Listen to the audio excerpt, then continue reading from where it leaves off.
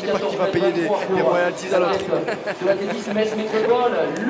Génial, génial. Allez, il ne reste plus que 2 courses dans cette dernière journée des championnats de France. Et celle-ci, elle est importante, Romain, parce que il va nous falloir prendre des nouvelles de notre champion du monde en titre. Il s'est un peu caché cette saison. Il s'agit de Pierre-Ambroise Boss, alors qu'à l'extérieur, on va retrouver Émeric Lusine. Il y aura Ben Madi au couloir numéro 7. Khaled Belmadi, l'Algérien, pour le Montbéliard Belfort Athlétisme. Et puis Hugo Houillez du Villeneuve d'Ascq Fretin Athlétisme, 47-20 cette année. Samy Kirongo, licencié au running 41, il est kényan, 47-12 pour lui. Et puis Pierre-Ambroise Boss, qui a commencé sa saison difficilement en 1:49-22 le 19 mai dernier à Lanorville. Heureusement, il a amélioré tout ça avec une 45-19 du côté de Paris et les minima en poche. Il lui faut maintenant trouver de la vitesse pour espérer un titre européen. Attention à Nasreddine Katir du Montpellier Athlétique Méditerranée. 46-49 pour son record personnel en 2016. Thomas Desrumeaux du Villeneuve d'Ascq Fretin Athlétisme, lui aussi au 2. Et enfin Gabriel Tual au couloir numéro 1. Et c'est Jérémia Moutaille aussi, du running 41, qui est passé du couloir 9 au couloir 1. Je suis curieux de savoir ce que va faire Pierre-Ambroise Boss au niveau de la stratégie de course, parce qu'il y a 2 choses qui s'offrent à lui, 2 choses pour pouvoir l'emporter. La première, ce serait d'imposer un rythme rapide, un gros tempo aux alentours des 1:44-50, 1:45 que en gros seul lui peut tenir, ou alors se servir du train des autres coureurs pour pouvoir placer une grosse accélération sur le finish. Allez, puis fait particulier aujourd'hui pour Pierre-Ambroise Boss, eh bien ses parents sont venus le voir, et c'est assez rare pour le signaler. Ils sont dans les tribunes, papa, maman.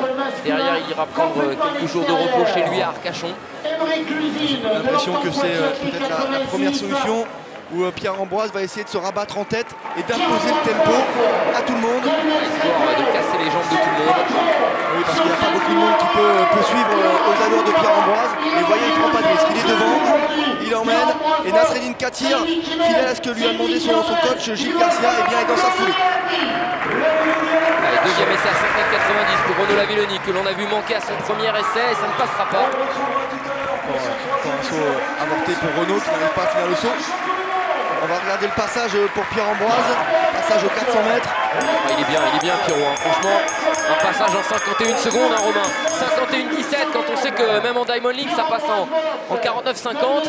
Oui, 49-50, c'était les temps demandés souvent par Rudy Chat, 49-50, donc là ça va vite. Et regardez, Pierre-Ambroise est encore capable de soutenir ce rythme. C'est une séance spécifique.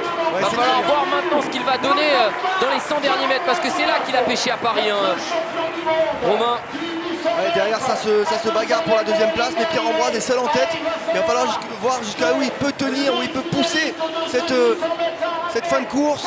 Les Kenyans qui sont en train de revenir, et notamment Kirongo qui pousse. Il revient fort, ça. Là Pierrot est un peu en train de caler, là, c'est difficile. On le voit se crisper, et mâchoire crispée, ça va passer. Tente de relâcher, bon, il sait que le titre il peut aller le chercher. Allez, faut pousser Pierrot. Faut pousser, Kirongo va aller s'imposer, mais le chrono va être beau, hein. Le chrono va être beau, regardez, 1:46 en relâchant. Et Pierre-Ambroise Boss va être dans ces eaux-là. C'est rassurant parce qu'encore une fois, comme à Paris, il a manqué 80 mètres. Là, je dirais qu'il en a manqué, allez, 60. Ah, il a manqué, moi je dirais plus qu'il a manqué 150 mètres à Pierrot, mais c'est pas la même course qu'à Paris. À Paris, il était aidé par ce qu'il y avait devant lui, par les athlètes qui étaient devant lui, sur lesquels il a pu s'appuyer pour faire le tempo. Là, il a été obligé de faire la course. Alors, on avait oublié les Kenyans, forcément on pensait aux Français sur le niveau de la course, sur cette capacité à gagner le titre de champion de France pour Pierre-Ambroise.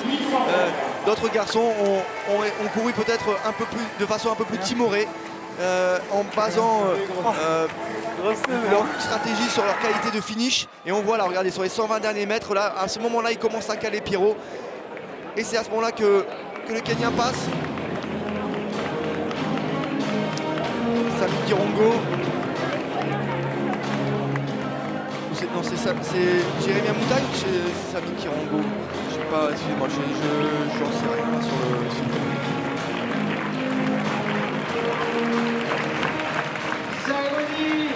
c'est bien Samy Kirongo qui passe. Pierre-Ambroise dans la dernière ligne droite. Là, vous le voyez, il se crispe. Pierre-Ambroise, regardez ses muscles sternoclaviculaires qui sont contractés. Il serre les dents. Il essaie de relancer, il essaie de s'accrocher quand ça passe. Mais c'est encore un peu juste. Il manque encore un petit peu de spécifique pour tenir cette fin de course. Lui qui, vous le disiez, Samir, a fait jusque-là une saison timide, une entrée en saison timide. Grosse séance d'ailleurs en début de semaine, Romain, pour Pierre-Ambroise Bosse, justement pour travailler ce finish, cette fin de course. Une séance de 300 mètres, 200 mètres, 100 mètres, enchaînée avec très peu de temps de récupération. Et ça, c'est clairement pour travailler cette caisse de résistance de la fin de course. Oui, une course comme celle-là va dans la lignée de ces séances, de ces dernières séances, puisque avec ce départ rapide, eh bien, il a eu une montée de lactique beaucoup plus précoce. Et donc, il a dû travailler sur ce finish, sur cette course des championnats de France.